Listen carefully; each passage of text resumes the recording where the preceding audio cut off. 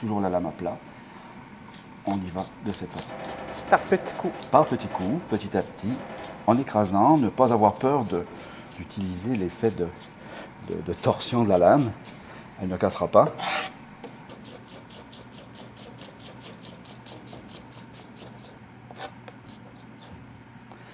Et voilà, c'est suffisant. Comme ceci, donc. Voilà. Alors, on peut remarquer que l'ensemble fait un liquide qui est quand même d'une texture, oui. c'est ça, assez consistante. Et je dirais c'est un peu grâce à l'huile aussi. L'huile et le sucre d'érable qu'on aurait pu bien sûr remplacer par de la cassonade à défaut d'avoir de sucre d'érable. Mais le sucre et l'huile forment une masse assez consistante, les deux ensemble. Qui devrait bien adhérer à la viande. Là. Voilà, oui. J'ai oublié d'ajouter le poivre, donc pour les besoins ici, à peu près l'équivalent d'un quart de cuillerée à thé de poivre du moulin. Ça serait suffisant. On mélange bien. Et voilà. Donc nous avons ici quelque chose qui est... Une belle texture. D'accord? On s'est préparé un petit peu à l'avance. Et là, j'ai préparé des côtes déjà pré-cuites. Donc, comme on les avait préparées tantôt. Voilà, voilà. Donc, au sortir de la cuisson, au terme de la cuisson dans l'eau, on va pouvoir égoutter et les mettre dans la marinade tout de suite. Parfait. D'accord?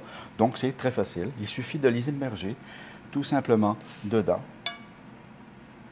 Regardez ici, on retrouve la pièce de viande qui était toute seule, sur là. le flanc, toute seule. Ici, je vois qu'il y a une partie qui est légèrement cartilagineuse, donc je vais l'enlever. Donc, on peut toujours parer après. Donc, je l'ajoute. Et voilà. Donc, il suffit de mélanger pour bien immerger ces pièces de viande. Il est préférable quand même de laisser mariner ces pièces de viande, là, les côtes de sanglier. Puis là, si on parle de quelques heures, bien sûr, ça se fait au frigo. Ça se fait au réfrigérateur toujours. La nourriture, ça se prépare toujours soit à la chaleur, température en haut de 60 degrés, ou au réfrigérateur. Parfait. Donc, le temps de préparer ça, la marinade, bien les imbiber, on les met au réfrigérateur pour à peu près 2 heures. Bien maintenant, Denise, ça fait suffisamment longtemps que nos côtes levées marinent, du moins sont dans la marinade, alors on va procéder à la cuisson. D'accord. Donc, je vais les sortir du réfrigérateur. Donc, je vais les retourner pour voir si elles sont bien imbibées.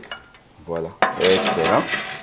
Je vais tout de suite procéder à la cuisson. Je vais les placer dans la plaque à rôtir. Je suggère fortement de mettre un papier d'aluminium dans le fond pour éviter que la marinade... Voilà, la marinade risque de caraméliser dans le fond et ça nécessite un nettoyage très difficile. Donc, les côtes levées sont dans la plaque. Mon four a été allumé, donc toujours préchauffer le four à 15 minutes de préchauffage, 350 degrés Fahrenheit ou 180 Celsius. Aucun problème, c'est prêt. On a juste à procéder. Donc, on met les côtes levées dans une plaque avec un papier d'aluminium dans le fond. On met les os recourbés vers l'extérieur, la partie du dessus. Parce qu'à la mi-cuisson, on va devoir les retourner. D'accord. D'accord? La mi-cuisson, ça peut représenter à peu près 15 à 20 minutes. D'accord? Là encore, le temps de cuisson dépend de la grosseur des côtes. L'épaisseur de la viande. Voilà, l'épaisseur de la pièce de viande. La grosseur des morceaux. Si on avait laissé la pièce entière... Ça n'aurait pas été nécessairement plus long. Parfait. Peut-être quelques minutes, mais même encore. Je veux dire, la pièce étant ce qu'elle est, c'est tout en longueur, l'épaisseur est égale. Donc, cette partie de travail se fait dans le four, à 350, les côtes levées vers l'extérieur. Et à la mi-cuisson, on les retourne de façon à ce qu'on puisse faire une finition de coloration sur le dessus, une belle caramélisation. D'accord. Donc, il ne faut pas oublier que dans la marinade, il y a du sucre. Qui dit sucre, dit caramélisation. Ce qui va donner une belle couleur. Très belle couleur et le côté croustillant aussi de la pièce. D'accord. Donc maintenant, on est prêt à procéder. Le four est chaud. On va sortir les côtes levées du four. Donc, voilà. Il est rapetissant, n'est-ce pas? Hein? Oui. Voilà, attention de ne pas vous brûler. Donc, c'est un plat qui, en toute simplicité, le sanglier surtout, vu qu'il est...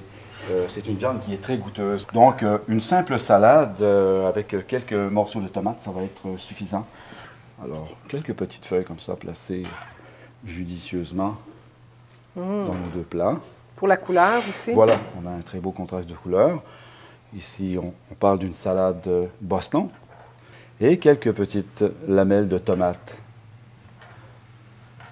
Alors, les côtes levées, alors nous pouvons voir qu'elles sont dorées à point. Belle couleur. Belle couleur.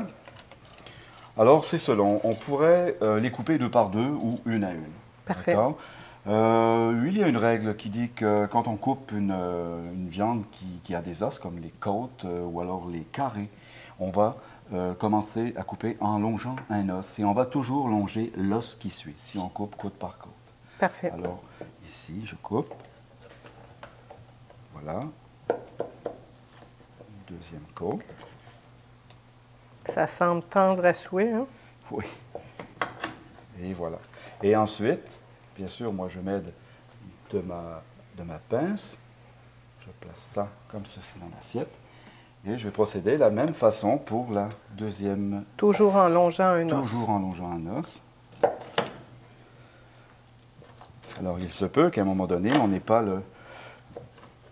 pas de chair sur l'os qu'on vient de longer. Eh bien, on l'élimine tout simplement. Hein. Il n'y a rien à faire avec ça. D'accord. Alors, je vais placer la deuxième portion, la deuxième partie de cette portion à côté. Ça fait vraiment une belle assiette. Oui, c'est bien. Hein? Donc, je vais les ajouter ici. Et une chose qu'on n'est pas, qu'on peut faire, c'est prendre un petit peu de ce jus de cuisson. C'est sûr qu'il y a un peu de gras qui s'est déposé dessus, mais il y a quand même cette partie qui est caramélisée. On peut en mettre un peu sur le dessus. Voilà, au niveau des sucres de la viande, la concentration des saveurs, c'est quelque chose qui est très intéressant. Qui va venir comme un peu glacé. Par-dessus, nous allons y mettre un peu de persil haché, juste sur la salade. Pour la petite touche finale. Et voilà, donc la petite touche finale.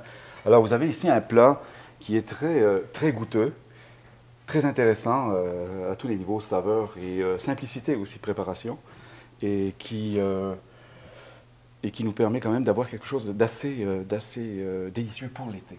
Okay? Donc, une salade, c'est très bien pour ce plat. Mais il y a aussi la possibilité de finir la cuisson sur un barbecue aussi. Parfait. On ferait toujours notre pré-cuisson comme on le fait. Toujours la même chose. Et on terminerait. Voilà, on pourrait faire la même chose, c'est une pré-cuisson à l'eau. On met dans la marinade le temps requis et après, on égoutte et on cuit sur le barbecue à feu doux. Il nous restera maintenant qu'à l'essayer. Et voilà. Parfait. Eh bien voilà, Denise, maintenant, c'est le temps de déguster ce délicieux vin du vignoble L'Orpailleur. Un vin rouge qui, à mon avis, devrait bien s'accommoder de ce plat de côte levée de sanglier à l'érable. Alors, on va déguster ce délicieux vin. Ça, c'est le moment très tentant. L'Orpailleur, un bon vin rouge. Un vignoble qui vient de Denham, je pense. C'est un vignoble de Denham. Surprenant comme... Alors, à votre santé. Santé, Luc. Oui, c'est un vin qui est très parfumé. Très bon. Bien, excellent. Et maintenant, c'est le tour des côtes levées. Donc, les côtes levées de sanglier à l'érable. Donc, nous allons voir si le mariage est On y va tout simplement avec les doigts? Bien sûr, faites comme chez vous. Alors. Très tendre. Excellent. Excellent. Puis, juste, disons, la saveur d'érable. Le caramel et... Voilà, juste assez, juste ce qu'il faut. Et c'est pas si prononcé. Non. C'est plus goûteux, effectivement. Mais très bon.